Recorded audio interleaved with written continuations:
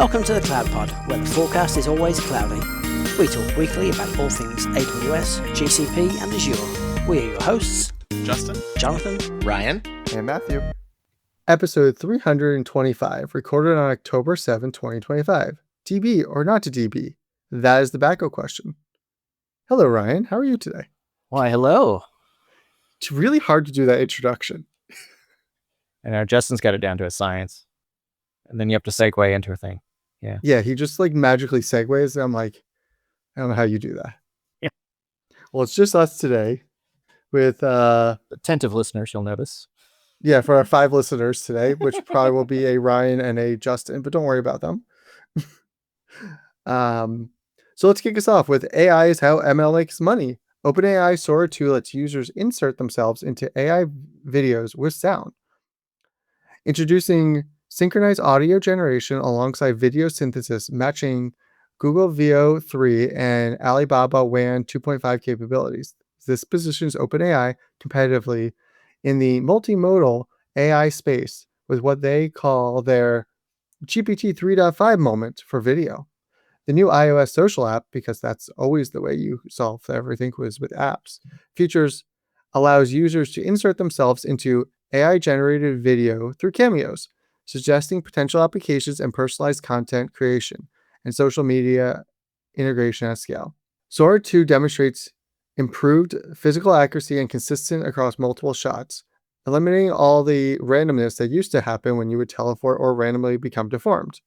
The model can now simulate complex movements like gymnastic routines and while maintaining proper physics, better than most games that you play. The development signals an increasing competition in the video synthesis market, with major cloud providers likely to integrate similar capabilities into their AI services portfolio to meet the growing demand of automated content creation tools. So now you can, before where you could sort of trust social media videos, now it's all gone, Ryan. You Couldn't just have trust to it just ever. assume that everything is AI videos now. I already do. Yeah, and I assume that, I already thought this capability existed out there because I haven't really played around with social media a whole lot in a while. Like it's, or ever really, if I'm honest. Yeah. So yeah, we'll see. I mean, I don't know. I think I can see how this is kind of neat, but I'm sure it's going to also be behind a whole bunch of terrible content. Yeah, I saw someone post now you can no longer trust it. It was like Benjamin Franklin with Tupac standing next to him, and it's like, these do not belong in the same videos. It was like him also coming out as, him on a motorcycle. He's like, I'm terrified of motorcycles. Why would I ever do this? And, so you're just going to see all these things that, look realistic, but now really aren't. So you really have to question, I feel like, a lot more of what you see, which I'm already pretty cynical. So I already question most things I see, but, now I have an excuse to be cynical, which before I was just a crazy person. Mm-hmm. Well, you're still crazy. It's just, the world's catching up to you. So yeah, I have a reason to be crazy now, Ryan. That's right. All right. Well, moving on. Jules introduces new tools and APIs for developers. Jules, Google's AI coding agent that shouldn't exist because there's already Gemini code, now offers command line access through Jules Tools, an API for direct integration into developer workflows, moving beyond its original chat interface to enable programmatic task automation. Jules API allows developers to trigger coding tasks from external systems like Slack, CI/CD pipelines, and enables automated code generation, bug fixes, and test running as part of existing development processes. The recent updates include file-specific context selection, persistent memory for user preferences, and structured environment variable management, addressing reliability issues that previously limited its production use, which no one hopefully... what? These updates position Jules as a workflow automation tool rather than just a coding assistant, competing with GitHub Copilot and Amazon Code Whisperer by focusing on asynchronous task execution rather than inline code completion. The shift to API-based access enables enterprises to integrate AI coding assistants into their existing tool chains without requiring developers to switch contexts or adopt a new interface. To feel like we're just adding to the tools, then you got to figure out which one's actually going to be useful for you. Because so many of these, I feel like are close in feature parity, with, Claude Code and now Jules Code and, everything else going on. It's just Gemini Code and Code Whisperer. Yeah, no, there's a Code Pilot. Also, my wife's name is Jules, so every time I hear this, I'm just like, It's no, got to she be very cannot code. confusing. Yeah, no, it's just she just says, "Why are you in the black box again?" OpenAI doubles down on chip diversity with AMD. OpenAI signed a multi-year deal with AMD for chip processing requiring up to 6 gigawatts of power, plus an option to acquire tens of billions in AWS in AMD stock, diversifying its heavy reliance on NVIDIA GPUs access through Microsoft Azure. AMD's partnership joins recent deals including 10 gigawatts of NVIDIA GPUs with $100 billion in investment, a Broadcom partnership for custom AI chips in 2025, and $300 billion in Oracle compute deal. The diversification could benefit the broader AI ecosystem with increasing competition in the AI chip market. In theory, it should helpfully lower price and reduce supply chain vulnerabilities from everything that's going on in the world. AMD expects tens of billions of revenue from the deal because why else would they have made the deal, marking a significant valuation of AI technology. I mean, I feel like this is going to be good for the end consumer. I mean, so many people can't, if you're looking for anything personal, the running joke is, can Jonathan just buy one GPU and we'll just all use it for our own stuff?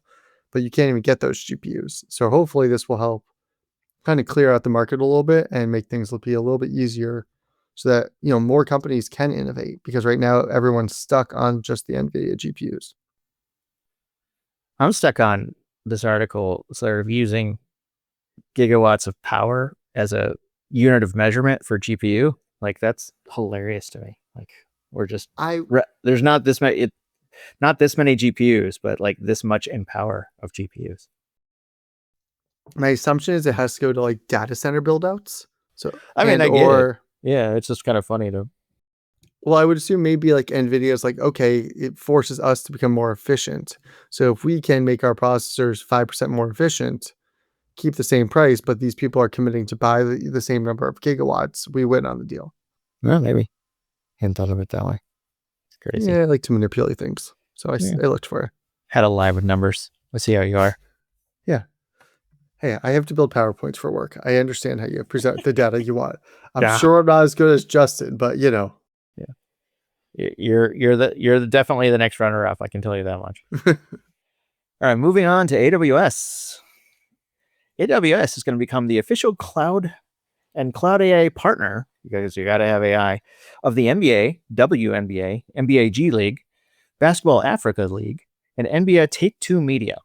So there's several things I didn't know existed.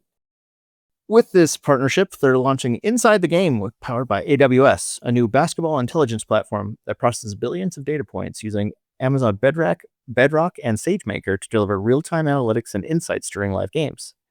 The platform introduces AI-powered advanced statistics that analyze 29 data points per player using machine learning to generate previously unmeasurable performance metrics, with initial stats rolling out during the 2025-2026 season via the NBA app, NBA.com, and Prime Video broadcasts.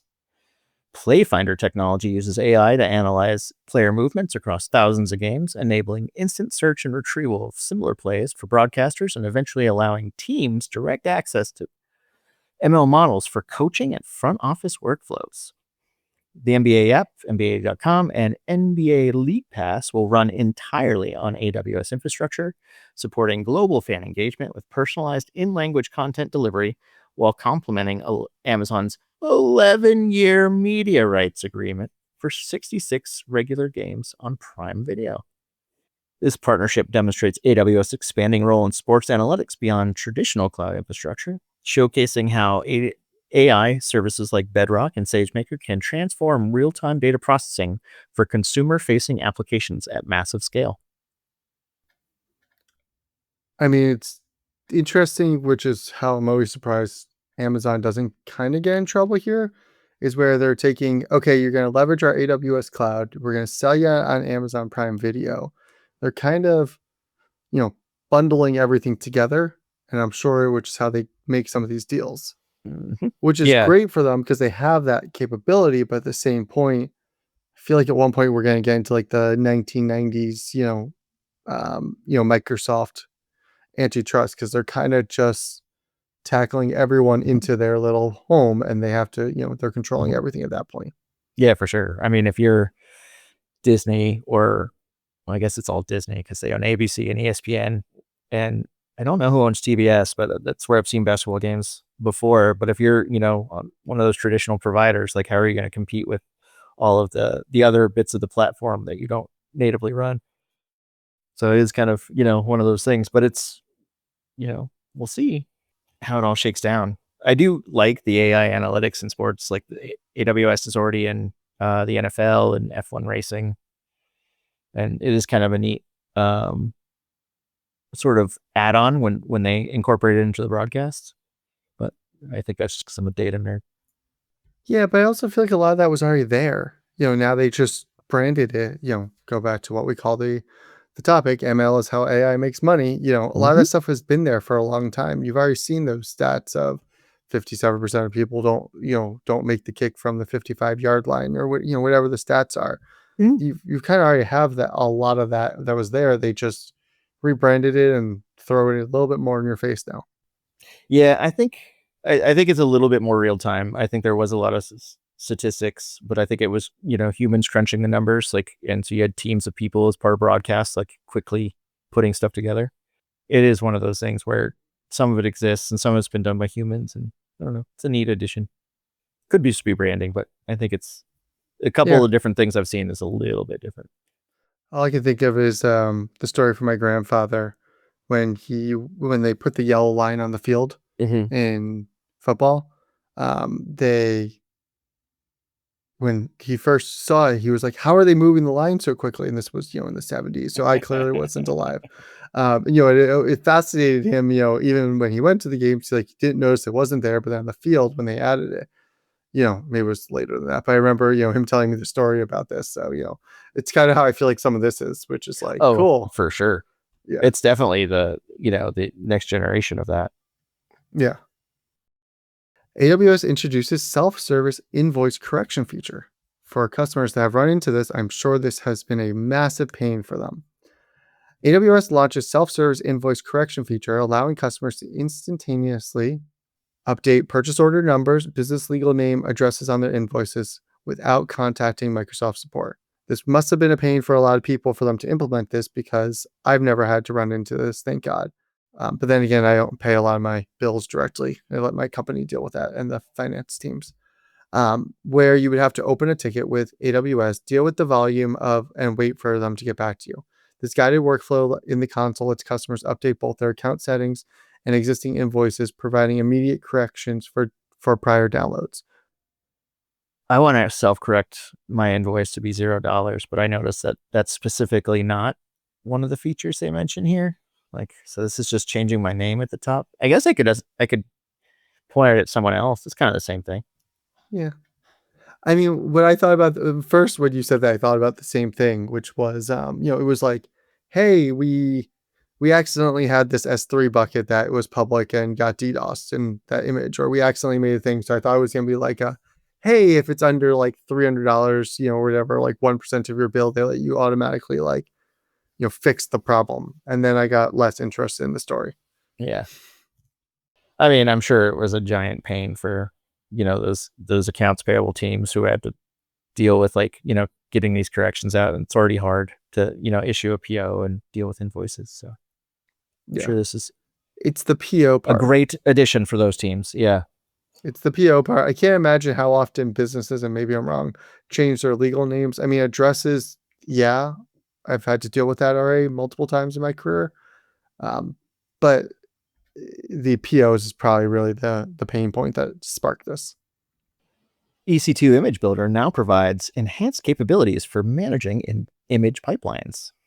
EC2 Image Builder now automatically disables pipelines after consecutive failures, preventing unnecessary resource creation and reducing costs from repeatedly failed builds. A very practical solution for teams dealing with flaky build processes. Is there any other kind?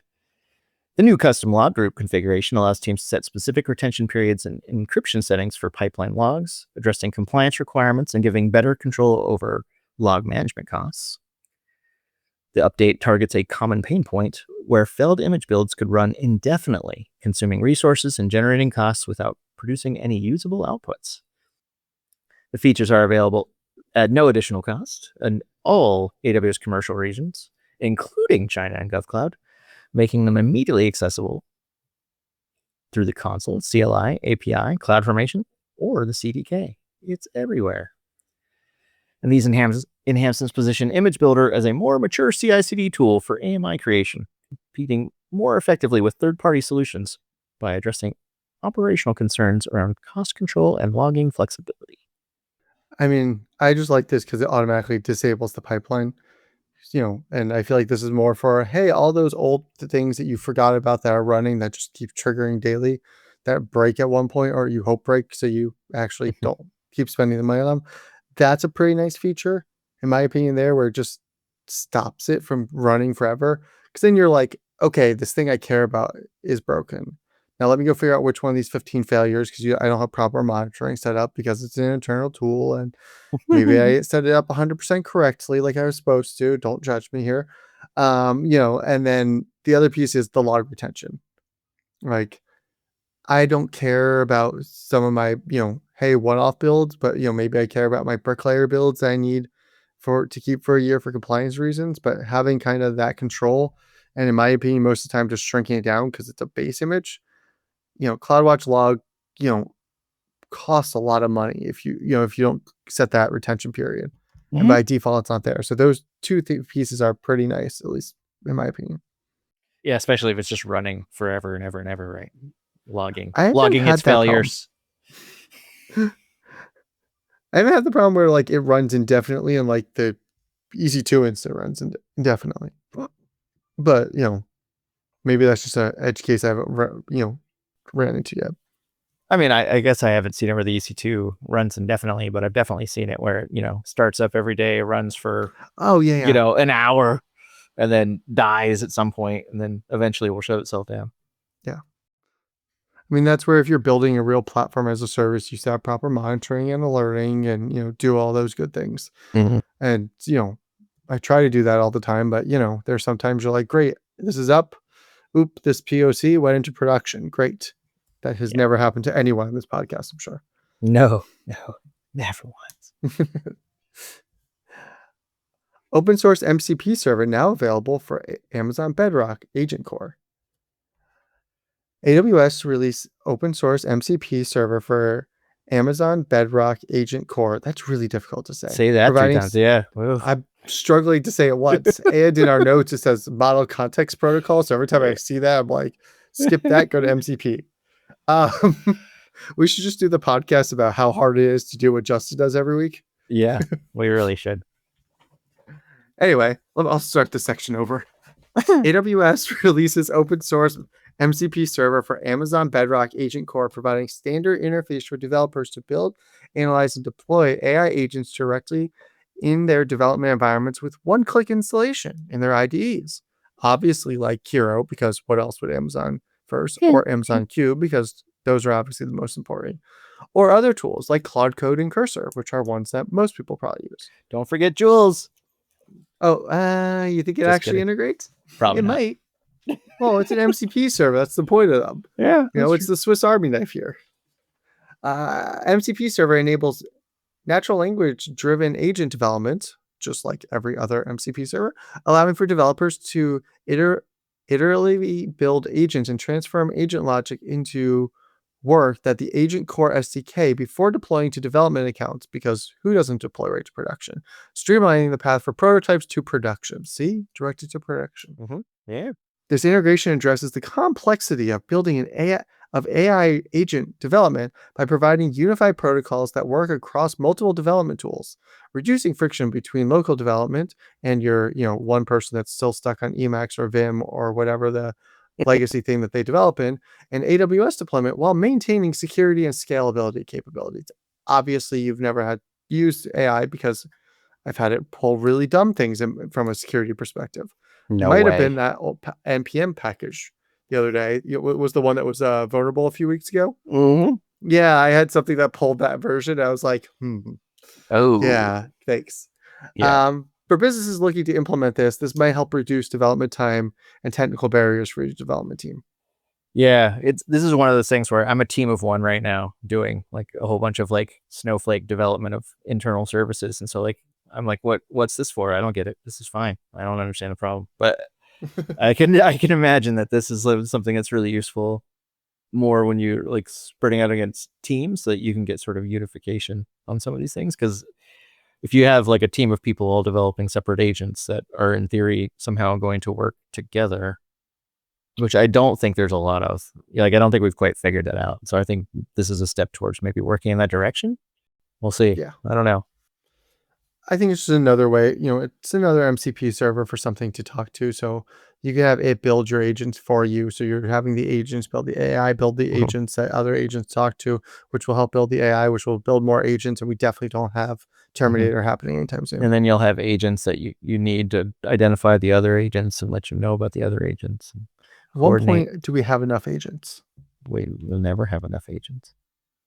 Amazon ECS now supports one-click event capture and event history querying in the AWS console. Amazon ECS adds one-click capture that automatically creates event bridge rules and CloudWatch log groups, eliminating the manual setup for monitoring cast state changes and service events. The new Event History tab provides pre-built query templates for common troubleshooting scenarios like stop tasks and container exit codes, keeping data beyond the default retention limits without requiring CloudWatch logs insights. This knowledge is a long-standing pain point where ECS task events would disappear after tasks stopped, making postmortem debugging very difficult. Now an operator can query historical events directly from the ECS console with filters for time range, task ID, and development ID. Features available in all AWS commercial and GovCloud regions at standard CloudWatch logs pricing. For DevOps teams, managing production workloads simplifies incident response by consolidating event data at one place rather than having to jump between multiple consoles. Woohoo! It's a great ClickOps feature, and the fact that it will actually retain old task IDs, holy crap, that has pissed me off in the past. Yeah. That Why is this annoying. thing dead? Yeah. I don't know what the exit code was because you deleted everything. Yeah. It is the worst if you don't have like the logging fully instrumented. It's like, ugh, why did you die? I had a call with Microsoft today. I was like, hey, we're going to leverage this service here. Can you tell me what sharp corners, what sharp edges this thing has? And like, this was one for for ECS for years that I've run into more times than I can count. I have a lot of black and blue marks because of it. Cool. In other worlds of MCP servers, AWS Knowledge Base MCP server is now generally available, aka what we've used all of AWS repost to generate for you. Pretty sure that's what they've now done. AWS launched a free MCP server that provides AI agents and LLM application direct access to AWS documentation, blog posts, what's new announcements, and well-architected best practices in a format optimized for language models. The server includes regional availability data for AWS API, CloudFormation resources, and helps AI agents provide more accurate responses about service availability, which is not going to be accurate because, they change too quickly. And if the service is down, it's not going to tell you. And reduce hallucinations, definitely not, while answering AWS related questions. No AWS account is required and available at no cost with rate limiting, obviously, making it accessible for developers building AI assistants or chatbots that need authoritative AWS information without manual context management. Capable MCP clients or agentic frameworks that supporting the protocol allow developers to integrate trust AWS knowledge base into their AI application through simple endpoint configuration. This addresses a common challenge where AI provides outdated or inaccurate information because there are like 5,000, 10,000 AWS what's new posts a year, and ensuring responses are anchored on official, up-to-date AWS documentation and best practices. Now, I could see this being very useful if I used Amazon more in my day job, and the Jira MCP, which I've used, to automate ticket creation for people. hey, I want to do this with this service. Go build me a diagram that with the well architected, and kind of just start that, hey, I'm building this platform as a service or something like that out, and kind of get that starting point for a lot of things. While you're reading through this, I realized that all of these MCP servers that are coming out, it's just like it's everyone's answer to the AI bots, like just constantly scanning the web pages. Yeah. And robust at text. So it's like it's just giving them all an avenue for getting at the data. And the key here that is it's the rate limiting here too. Mm-hmm. Like it's putting realistic controls in place for something that makes sense versus before it was just they would scrape everything. Yeah. I mean, we ran into this with BoltBot. Justin talked about it at one point. Exactly. Yeah. That's like all those different rules. And now if each cloud provider, has MCP, access to this data, then you can just use that. It's kind of cool. It would be really nice if Azure had it, but they also would have to consolidate all their what's new in one place because they will announce random features on random one-off blog posts, which is always makes me happy inside. Yeah. I mean, it makes me happy that you're managing the news feed for those. So that was mean. No, it's genuine. I'm glad that you're doing it and not me. I understand. I'm not. That was mean. Well, yeah, there's a couple like newsletters, other things I subscribe to. I know Justin subscribes to try to make our lives easier, just consolidating everything. Yeah. Well, and Azure's been traditionally the hardest to get the information for just because of how. I did talk to somebody about it, and they said it came up on discussion within one specific team a few weeks ago, how it's hard to find stuff. And I was like, yes. And I was like, I literally in the meeting with these people, I was like, yeah, for my, after hours thing I do with the podcast, it really sucks. So like, can you centralize it, please? It would make my life easier. I don't know that they cared or not, but it's a different story for a different day. We'll see. When they change it, we'll take all the credit. Yeah, 100%. That's what we do. All right. Automatic quota management is now generally available for AWS service quotas. AWS service quotas automatically monitor quota usage and sends proactive notifications through email, SMS, or Slack before customers hit their limits, preventing application interruptions from quota exhaustion. This feature integrates with AWS Health and CloudTrail events, enabling customers to build automated workflows that respond to quota threshold alerts and potentially request increases programmatically. This is a common operational pain point where teams discover quota limits only after hitting them. What? There's any other way? Which cause service disruptions, failed deployments, and often during critical scaling events. The service is available at no additional cost across all commercial regions. And DevOps teams, this provides like a centralized visibility into quota consumptions, pattern across service, helping predict future needs and plan capacity more effectively. So you clearly haven't done the well-architected framework review recently?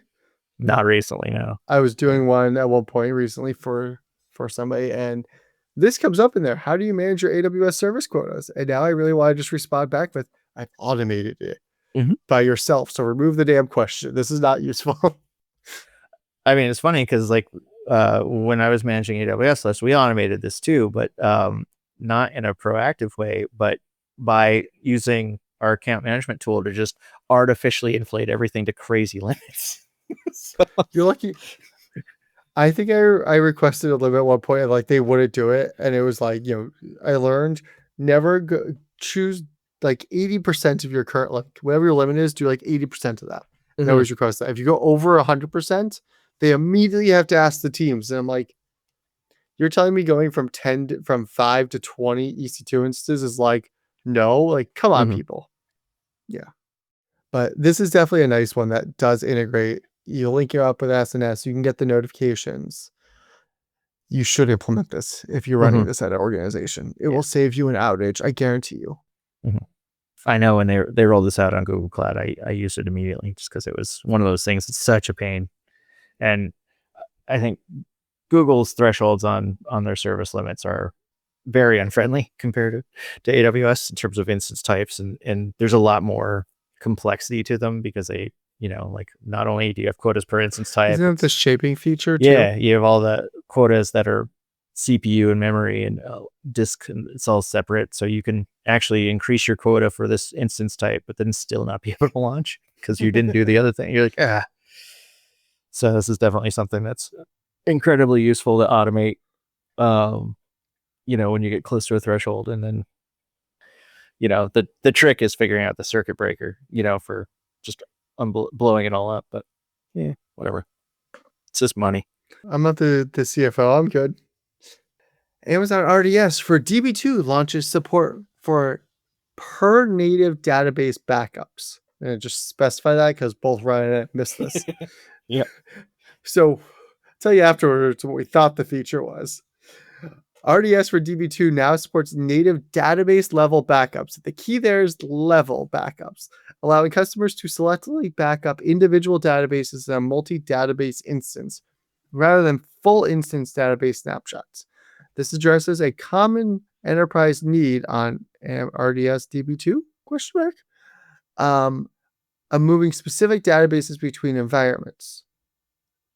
Customers can now easily migrate individual databases to another RDS or back up an on-prem DB2 installation using standard backup commands. Development teams can benefit from this because obviously they can move stuff around between more, and it makes it more cost optimized because maybe one customer pays you for, backups and the other one doesn't, and it's YOLO with their data. It's up to you. So when Ryan and I first read this, I was like, wait, they didn't have point in time and standard backups in RDS?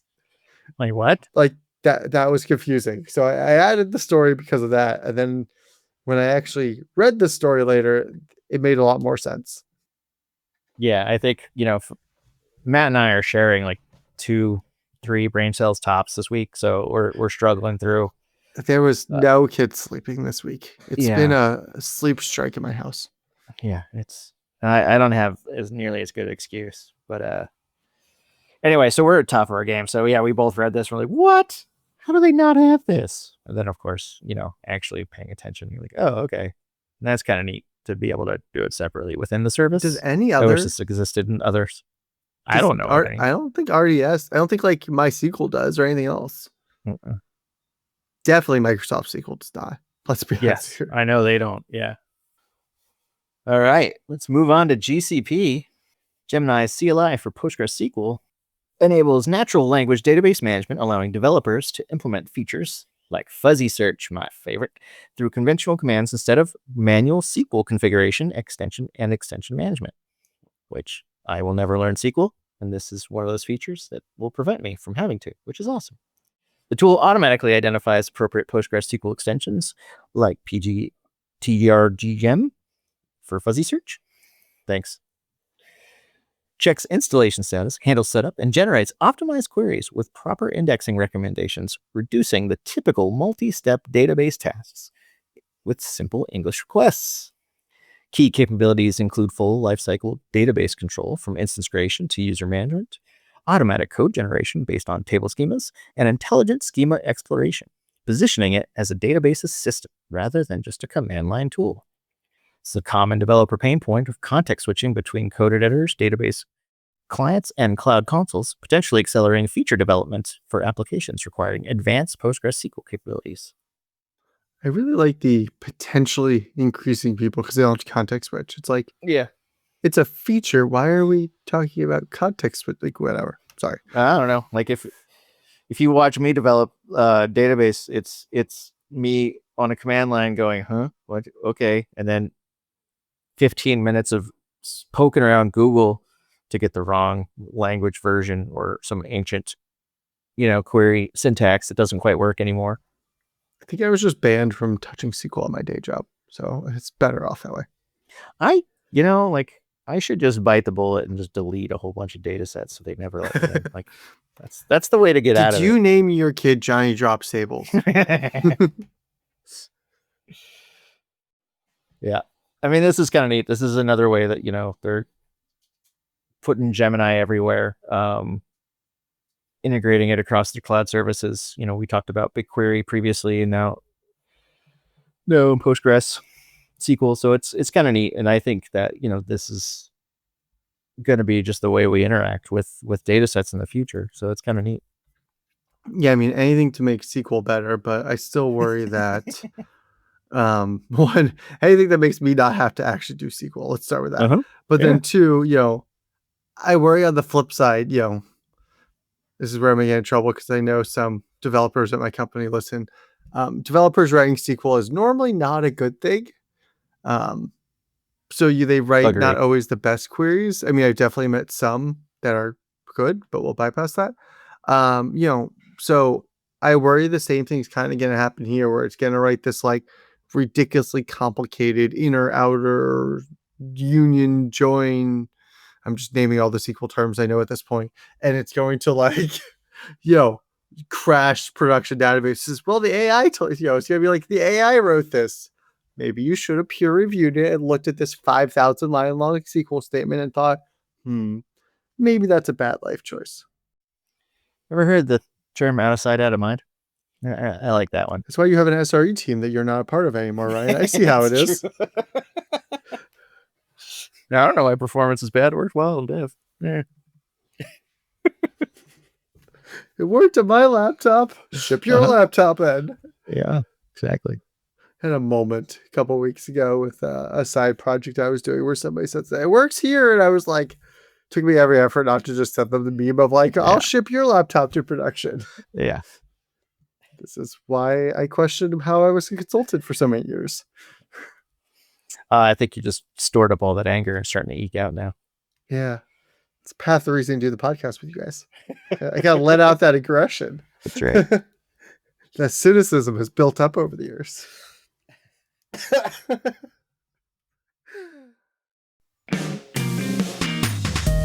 There are a lot of cloud cost management tools out there, but only Archera provides cloud commitment insurance. It sounds fancy, but it's really simple.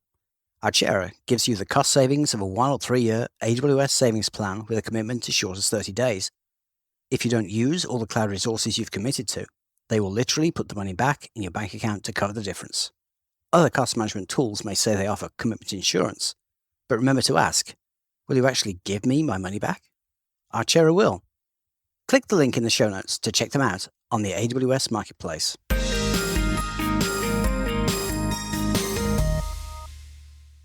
Google announces a $4 billion investment in Arkansas. Google is investing $4 billion between now and 2027 in Arkansas to build the first data center in the state at West Memphis. I honestly don't know where West Memphis is in Arkansas.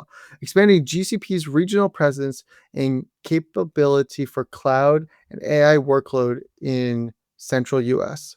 Dumb question. Is Walmart on Google or on Azure? Well, we know they're not on Amazon. Right, I know. So I'm like, is this specifically for Walmart? This investment includes a 600 megawatt solar project partnered with Entergy and programs to reduce peak power usage, addressing a growing concern that AI is going to eat all the power grid. Google is providing free access to Google AI courses and career certifications to all Arkansas residents, starting with the University of Arkansas and Arkansas State University, to build talent and local AI talent. The $25 million Energy Impact Fund for credited, I don't know why I decided to read this line, county residents demonstrates Google approach to community investment alongside data center development. This positions GCP to better serve local consumers in the area with low latency options. So a little live research. Walmart is using both Google and Azure as well as their own private data center infrastructure. So they're on OpenStack? Yep. Actually, the article I read called that out directly. Yeah. Oh, I made that up to be cynical, but I think it shows we've been in this industry too long when I'm making fun of things because I thought I've heard them and it's true. Yep. All right. Yeah, this one's from March 31, 2025. Why Walmart? Why OpenStack is still Walmart's private cloud of choice? I mean, when you're that size, there's an argument to be made if you can do the economy of scale and make it work. I still probably wouldn't want to do it, but it's, it depends on, if you can get the talent to manage OpenStack, and you can keep those people happy enough to where they will continue to work on OpenStack, because it's rough. For my bachelorette. I've luckily never had to deal with that. I did talk to a couple customers that were doing OpenStack to AWS migrations, and we're just going full container at that point, and walk them through some of the high level. And everything I've heard about OpenStack is just you have to be at a scale and in order to realistically manage it. Yeah, I mean it's one of those things where when it goes bad, it goes bad. And Kubernetes or OpenStack? No. Sorry, I got distracted. Which conversation? Yeah, no, OpenStack would. I mean, both of those. You could apply it to both, so that's fine. But yeah, it's and it's just got a lot of edge cases where it doesn't. I mean, it's built for a massive enterprise, though, which Walmart is at the scale of that, so it makes sense for them. Mm-hmm. And they have a pretty sizable tech team, which is I've always found kind of surprising, because I don't, in my head, I don't think of Walmart and technical excellence, but they've actually read some really cool articles about some of the stuff that Walmart does internally. So it's, yeah. I always find the companies I live in New Jersey, so I fly United, but their app is significantly better, than most of the other ones that I've seen, and looking back at the history, see where the planes is, there's a lot of information there, versus when I used to fly JetBlue also a lot, there's just not a lot in there, versus this, the app is actually really good, though half the time I still want to yell at it. But it's amazing where non-tech companies build really solid tech platforms. And if you do it right, and if you're listening to this, I assume you already know this, you really can help innovate your company. Mm-hmm. All right. Moving on to Azure. I think that's Matt's favorite. What? Oh, no, your turn. Yes. I know what I'm doing. No, I don't. Microsoft is restructuring its commercial organization under Judson Althoff as CEO of the commercial business, consolidating sales, marketing, operations, and engineering teams to accelerate AI transformation services for the enterprise customer. The reorganization creates a unified commercial leadership team with a shared accountability for product strategy, go-to-market readiness, and sales execution, streamlining how Azure AI services are delivered to customers. Operations teams now report directly to the commercial leadership rather than corporates, which should tighten the feedback loops between the customer needs and Azure service delivery. Structural change allows Satya Nadella and engineering leaders to focus on data center build-out, systems architecture, and AI innovation, while commercial teams handle the customer-facing execution. This move signals Microsoft's push to position itself as the primary partner for enterprise AI transformation, likely intensifying its competition with AWS and Google Cloud. Dun, dun, dun. I mean, the split kind of makes sense. Their data centers need some love and some focus on these things, and having someone focus on customer growth, is probably a pretty good, idea to kind of let people kind of focus on specific target areas, because I think it was just too broad before. Yeah, I can understand that. I'm curious to see, because it's a little vague on what all is going to be in this new organization. So it's from my non-Azure user standpoint, I'm like, what does that mean? Does it mean all the application development of Azure services is under one team, and data center build outs are now somewhere else, or that kind of thing? But we'll see. Hopefully it works out, and hopefully it does accelerate things, or it's just the AI. It could be just the AI business is actually pretty back to it. Yeah, I think it's just the AI, and even our account team changed their names a bunch. One of them, when everyone is like AI data specialist, which is really just SQL, and so they all have AI now in their name. And I was like, cool. I have these 37 questions for you. Go. We're not happy when I came back from paternity leave. I had a lot of questions. We also had an account team changeover, and our meetings dropped off a few weeks before. So it was 8 weeks of stuff. Plus I had a month off. So I came back firing. and they were unhappy with me. Nice. In other things I am, whatever about, Grok 4 is now available in Microsoft Azure AI Foundry. Segues are hard. Segues are hard. I had a better one, but I decided not to go there. Microsoft brings XAI Grok 4 model to Azure OpenAI Foundry with 128K token contents window, native tool usage, integrated web capabilities, positioning it as a competitor with GPT-4 and Claude for enterprise reasoning tasks. This model features think mode for first principle reasoning that break down complex problems into step-by-step, making them particularly suited for research analysis, tutoring, and troubleshooting scenarios. Pricing starts at $2 million per input tokens and $2 per million input tokens. That was a really big price difference. I was gonna flip the laptop. And $10 per million output tokens for Grok 4, with faster variants at lower costs. AI safety is enabled by default on Grok models. Thank you for enabling security and safety by default. Also, it's in your principles that say you do that, so I'm confused why they specifically called it out in the article. The extended content windows also allows for entire code repository, unless if you have 5 million lines in your repo, or hundreds of pages of documentation in a single request, reducing the need of manually chunking large data sets into smaller ones and then having to put it all back together. I mean, I find it funny with the AI safety, because whenever you hear a crazy like AI gone off the rails, it usually is somewhere related to Grok. So it is sort of funny. And like I like competition generally, and so it's good to see, I guess, another competitor model developer, but it is like they are adding features that are kind of one model behind Anthropic and OpenAI. I don't know.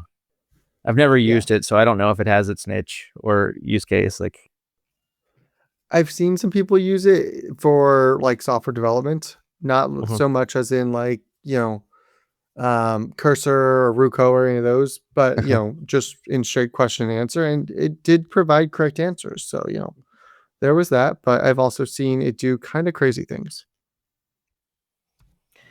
Microsoft is going to allow consumer Copilot in corporate environments. What? How's that security going right now? Yeah, exactly. Personal Copilot subscriptions, personal, family, or premium, will work with Microsoft 365 accounts, effectively endorsing shadow IT practices while maintaining that enterprise data predictions remain intact through Entra identity controls. IT administrators can disable this feature, and they are rushing to do that right this second through cloud policy controls and audit personal Copilot interactions. Through the default enablement, removes their initial authority over AI tool adoption within their organizations. This move positions Microsoft to boost Copilot adoption by any means necessary, apparently, by counting the personal usage in enterprise environments, while competing AI vendors may view this as Microsoft leveraging its Office dominance to crowd all alternatives. You think? Government tenants, GCC, DoD, are excluded from this capability because they would riot, and employees should note that their personal Copilot prompts and responses will be captured and audited by their employers. This feature represents Microsoft's shift from preventing shadow IT to basically enabling it, potentially creating compliance challenges for organizations with strict data governance, while offering a controlled alternative to completely unmanaged AI tools. I think this is nutso. Yeah. I mean, they're clearly just trying to gain adoption, but, it's going to open a pretty big, if your organization maybe has sensitive, government, anything else like that, data, and you might not be on, GCC or DoD level, Azure, GovCloud High or any of those, you still could be leaking information, which could be a massive problem. So, shadow IT departments are going strong, never going to end. Yeah, it's on one hand, I'm like, well, if you're an O365 subscriber through work, you're already partnered with Microsoft, and so like sending the data to also Microsoft is probably not that big of a deal, but it is sort of an odd move where like I get it because like I want to be able to automate my email, my Word docs, and all that stuff. And then if my IT shop has not subscribed to Copilot because it's a bajillion dollars, I can still unlock that capability for just myself, and it's effectively just me accessing the same information I would for work. Like it kind of makes sense, but also just sounds crazy town.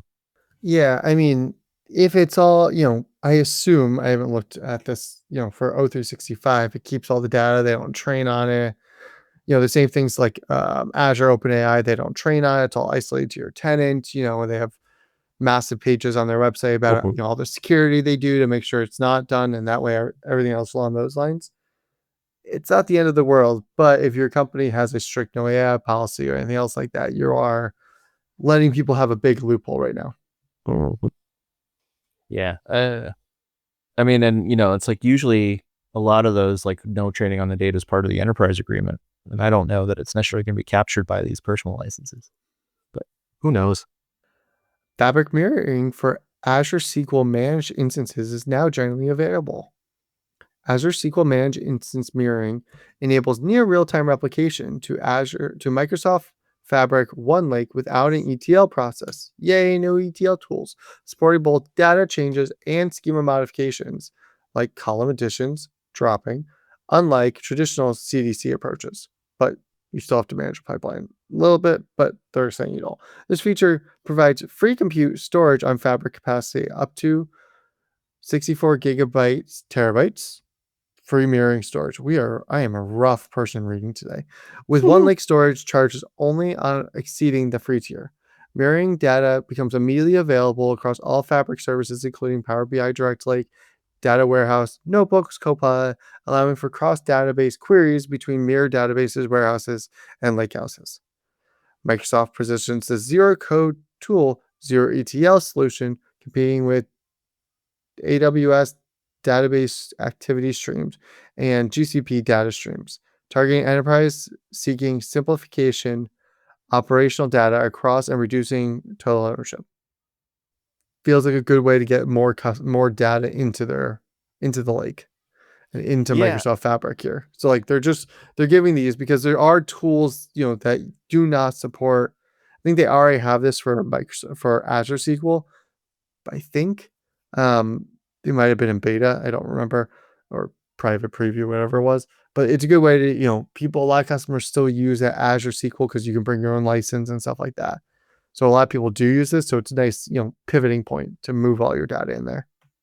Oh, for sure. And, like that's because Microsoft SQL Server is so memory intensive for performance, like being able to do large queries across data sets has always been difficult with that. So like I've seen any number of ways where data replication has happened in order to sort of have your sort of app layer traditional query, but then also have your sort of large reporting jobs be able to run in the background and provide that data asynchronously. And I've seen it work well. I've seen it be a complete disaster because it's difficult to do without making a Rube Goldberg machine that can deal with all, when you think about, not only do you have ETL, but then you have, your standard database operations, like, just restores, moving around. If you've got tables that are set to replicate and you do a restore, like what happens to those settings? Like it can be a nightmare. So I can see why this is very handy if you're running Microsoft SQL on Azure. And then the fact that they're giving you so much for free is the incentive there. They know what they're doing. Well, I was going to say, let's be honest, you're paying for, at that point, Fabric, plus you're also paying for a Microsoft SQL licensing that can support 64 terabytes of data. So they're making your money from you, don't worry. Oh yeah, no, I'm not worried about Microsoft going out of business anytime soon. Now generally available, Azure firewall updates. The IP group limit has increased to 600 per firewall policy. This triples the previous limit that was 200, allowing organizations to consolidate more network security rules into fewer, more manageable groups. The enhancement directly addresses enterprise scalability needs by reducing rule complexity instead of maintaining the 1,000 individual IP address across multiple policies. Administrators can now organize them into logical groups like branch offices or partner networks. And the increased limit brings Azure Firewall more in line with AWS Network Firewall and GCP's Cloud Armor, which have historically always offered more flexible rule management. The primary beneficiaries are large enterprises and managed service providers who manage very complex multi-tenant environments, as they can now implement more granular security policies without hitting the artificial limits. While the feature itself is free, customers should note that Azure Firewall pricing starts at $1.25 per deployment hour plus data processing charges, making efficient rule management critical for cost optimization. Yeah, Azure Firewall isn't cheap, but it's also your IDS and IPS. So if you're comparing it to Palo Alto or any of these other massive ones, it's the premier version is not cheap, but does give you a lot of those security things. It also can do things like the AWS one they can do, and that's where that $1.25 per hour really comes in. And it's charged the same way everyone else is charged. So I don't think it's that big of a deal. It's just a nice quality of life improvement here. 200 feels like a lot until you start, really restricting stuff. And, if you are controlling all your egress outbound and making sure only proper DNSs and everything else are done, that restriction there actually, you can hit that pretty quickly at 200. Yeah. It's kind of funny. Like it does seem like a large number, but then in reality, probably goes very quick. Yeah. So in the world of DigitalOcean, we have a few good news stories this week about them. There are other clouds? What? There's companies we like that we call clouds. No, DigitalOcean has a couple good stories that Justin added for us. So we'll do our best to make Justin proud here. Announcing cost-effective storage with NFS, cold storage, and usage-based backups. Digital Cloud is launching NFS, a managed file system starting at 50 gigabyte increments, supporting NFS v3 and 4, and allowing for multiple CPU and GPU droplets to mount the same share for AI and ML workloads. This addresses the need to share high-performance storage without the typical 1 terabyte minimums of their competitors. Space Cold Storage enters preview at 0.7 cents per month with 1 month retrieval. I'm trying to make sure I got that right because I screwed up the one above so badly. You did it faster than I did. With 1 month free retrieval, targeting petabyte scale data sets that need instantaneous access but are used rarely. The pricing model avoids unpredictable retrieval fees common with other providers, infrequent access on AWS, by including 1 month retrieval in the base price. I'm pretty sure AWS sort of does the same, but not really. Usage-based backup now supports 4, 6, and 12-hour backups intervals with retention from 3 to 6 months. Prices range from 1 cent to 4 cents per gigabyte per month based on frequency. This consumption-based model helps businesses meet their strict RPO requirements without paying for unused capacity. All three of these services target AI/ML workloads and data-intensive applications with NFS for data training, cold storage for archival, and frequent backups for GPU droplet protection. The combination provides a complete storage strategy for organizations with growing needs. These services are currently available only in a couple regions, but are planning to grow. And if you need access, please submit a support ticket. I do like how DigitalOcean still has their target little audience that they are, really just supporting their, niche market, and they're gonna stay there because a lot of companies don't need the scale, the flexibility, everything else that AWS, Azure, GCP, all the big providers provide. And these simple things for a smaller, medium-sized business that maybe is just running a simple RAG model on top, or of their workload, is probably all these companies need, and they don't have to deal with the complexity of all the other clouds. For sure. And it is interesting to see, AI tailored specific features, right? Because it's, in terms of DigitalOcean, they have just what their customers need. And they're pretty quick to adopt some of these, with the model gardens and having the ability to sort of have a giant storage, data set that you can query with multiple nodes. So it's interesting to see,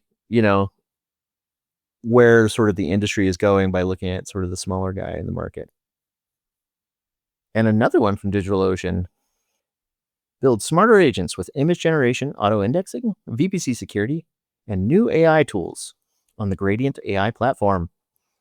Gradient now supports image generation through OpenAI's GPT Image 1 model, marking their first non-text modality and enabling developers to create images programmatically via the same API endpoint used for text completions. Auto-indexing for knowledge bases automatically detects, fetches, and re-indexes new or updated documents from connected sources into OpenSearch databases, reducing the manual maintenance for keeping AI agents knowledge current. The new VPC integration allows AI agents and indexing jobs to run on private networks within DigitalOcean's managed infrastructure, addressing the enterprise security requirements and removing the exposure of those services to the public internet.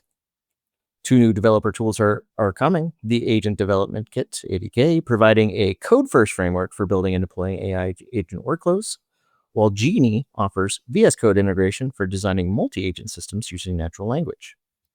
This will allow DigitalOcean to compete more directly with major cloud providers in the AI space by offering multimodal capabilities, enterprise security, and developer-friendly tooling for building AI applications. Again, I mean, I feel like we're gonna say the same thing about a lot of these, but like they're really flirting about their audience, like you said, and they're gonna just build specific to what their specific customer needs, and they've determined that their customers need these, extra, image generation AI features, so that it's a good next step for them. Yeah. They're not always the fastest, but they get there, and they Yeah. get it pretty well done. Yeah, and the big one to me is the VPC integration, because it's, you want to build data sets on, data that's probably not public, and especially agents for internal business stuff is really powerful. So it's having that capability, I think, will unlock a lot of things for customers. DigitalOcean is now announcing per second billing, new droplet plans, BYOIP, and NAT gateway preview to reduce scaling costs, but clearly they've never used a NAT gateway before. DigitalOcean is switching from hourly to per second charges for droplets starting January 1 with 60-second minimum charges, which I feel like is kind of the standard now. Though I do remember when the clouds were like 1 hour minimums, and it was like, that's why I wrote some customs, ridiculous stuff to like for auto scaling groups back in the day. Scale the one that is close to the end of the hour, things like that. This could dramatically reduce costs for really short workloads, aka CI/CD pipelines, that where you used to have to pay for full hours when you were only using minutes. The new droplet sizes help bridge the gaps between shared and dedicated CPU plans, allowing for in-place upgrades without IP or data migrations. And that's a pretty nice feature too. Change the instance size, call it a day. New plans include 5x SSD variations for CPU optimized droplets and 6.5x CPU variants for general purpose, addressing the previous large cost jump between tiers. BYOIP is generally available with a 7-day setup time compared to 1 to 4 weeks for hyperscaler. And if you've ever had to move your own IP addresses, boy, is that painful. I think they made it easier now, but it was painful. This allowed for businesses to maintain their IP reputation and avoid breaking clients' allow lists, because everybody knows the best way to do security is lock it down to just single IP addresses. VPC NAT Gateway enters public preview at $40 per gigabyte, but does include 100 gigabytes of bandwidth, supporting up to 500,000 simultaneous connections, and that is actually pretty impressive. Managed services provide centralized egress with static IPs for private resources without complexity of self-managed NAT instances. $40 per month is pretty expensive though, but the 100 gigabytes may be balanced out. These upgrades target cost optimizations, migration friction points, and particularly benefiting ephemeral workloads, auto-scaling applications, and business needs to maintain IP addresses during migrations. Yeah. I mean, this goes along with the theme of the last couple stories, right? This is... should have merged these ones together. Here's all the DigitalOcean updates. Yeah. DigitalOcean gets features that have been running for a while. I mean, I remember when per second billing was rolled out in AWS, like it changed my life because it was one of those things. Like I spent so much time and energy managing the workloads to keep within, to gain the efficiency of getting the full hour, and it just wasn't worth it. So, and the amount of just mental load that went away when they went to per second billing was crazy. Yeah. It was like, oh, I just don't care anymore. And now spin it up, let it spin down, let it auto scale, let it not. Did you do you know if Microsoft ever went to per second or per minute billing? Because I remember with the licensing for Windows for a long time, it still was 1 hour if you spun up a Windows server. I don't know if they ever switched that though. I think it depended on whether you brought your own license or not, That which is makes sense. also weird. Yeah, so it can get strange, but I don't remember because I don't use a lot. I try not to use Windows for my workloads whenever possible. I don't blame you on that one. I'm trying to see. Per second billing is available for Windows, but varies by instance type. But pricing varies. So, according to Gemini, they do have per second billing for Windows EC2 instances, but I still don't know that I believe that because I could very easily see it hallucinating on that one. And our last story, introducing Snowflake managed MCP servers for secure governed data agents. Snowflake is introducing services that enable secure data agents to access enterprise data while maintaining governance and compliance controls. This addresses the challenge of giving AI agents access to sensitive data without compromising security.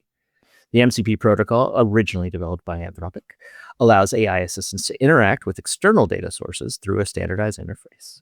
Snowflake's implementation adds enterprise-grade security layers, including authentication, authorization, and audit logging. Data agents can now query Snowflake databases, run SQL commands, and retrieve results without requiring direct database credentials or exposing sensitive connection strings. All the interactions are governed by Snowflake's existing role-based access controls and data governance policies. This integration enables organizations to build AI applications that can answer questions about their business data while ensuring compliance within data residency, privacy regulations, and internal security policies are maintained. This managed service handles infrastructure complexity and scaling automatically. Developers can connect popular AI frameworks and tools to Snowflake data through the MCP interface, reducing the complexity and allowing for secure data pipelines for AI applications. Yeah, Yay. yeah. I mean, Snowflake has MCP now. Everyone gets MCP. Yeah, I was trying to think of I don't have any current workloads that use Snowflake, but I have reviewed it and used it a little bit in the past, so I can kind of see that this is kind of a an enablement if you have a whole bunch of data that you want AI to be able to answer from. This allows an easy way to do that without having it do crazy things like build a whole bunch of complex SQL queries. Yeah, I mean, at one point it's gonna almost be, we're announcing all these things, and it gets the per second window. I did confirm, by the way, it's per second. But at the same point, it is, it's at the point where, at what point is it just assumed that everyone has an MCP? I feel like It'll be the new REST API. Right, it's the new REST API, it's the per second, it's the back, it's the standard things that you just expect, and it's kind of where I feel like we're getting close to.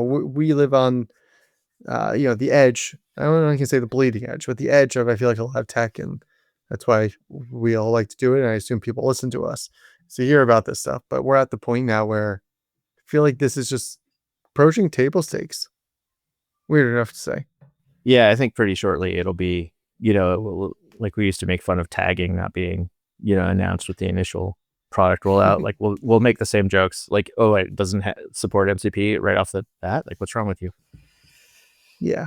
Because I think it is going to be one of those things where it's like, you'll have the REST API for the service and the protocol for interacting with the service like immediately. And it's AI is going to take over everything. So it's just how things are going to work, I imagine.